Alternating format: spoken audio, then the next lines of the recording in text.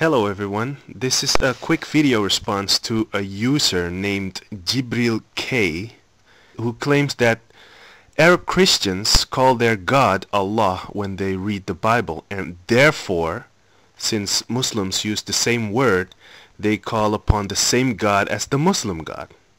This is an argument that doesn't follow, as I will shortly show. So he basically makes the following argument.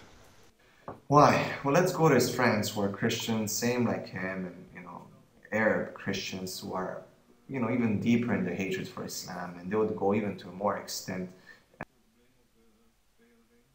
to disprove Islam.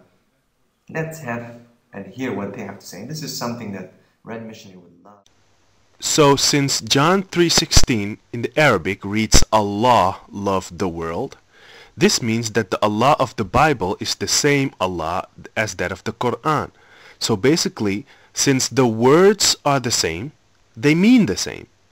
Let it be known to all Muslims that Christian Arabs do not regard Allah of the Quran as their God. Let me repeat, just because the Christians use the same word as Muslims to refer to their God, doesn't mean that they are referring to the same God.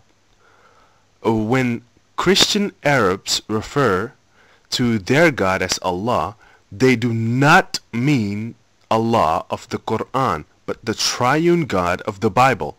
So even though they refer to the same word, they do not refer to the same being.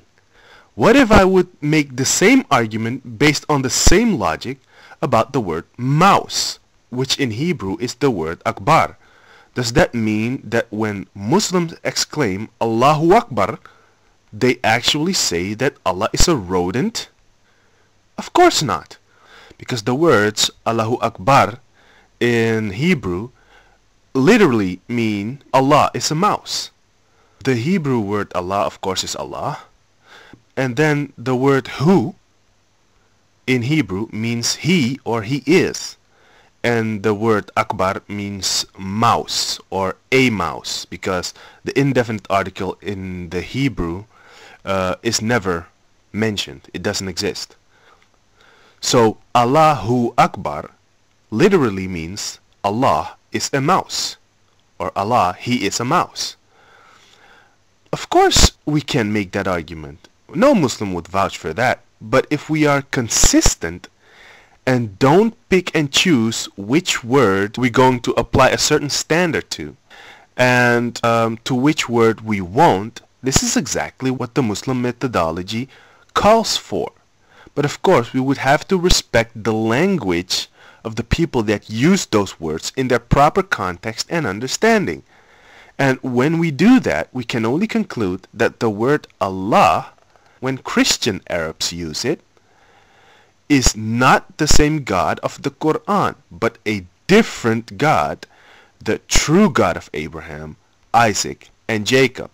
And furthermore, what also needs to be addressed is that if our respected friend JibreelK will still insist that Yeshua in John 3:16 is referring to the Allah of the Quran, then he has to answer the following question.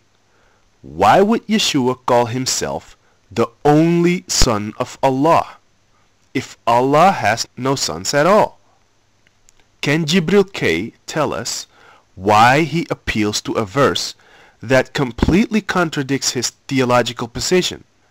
Since JibreelK appealed to this verse to prove that Allah of the Bible is the same as the Allah of the Quran, this means that he believes that this verse is authentic, and therefore Yeshua viewed himself as the Son of God. But if that is the case, then why did Allah do a 180 in the Quran and deny that he has a son? I would like an answer to that question. Looking forward to JibreelK's reply. I have a lot more to say, but I'll leave it at that for now.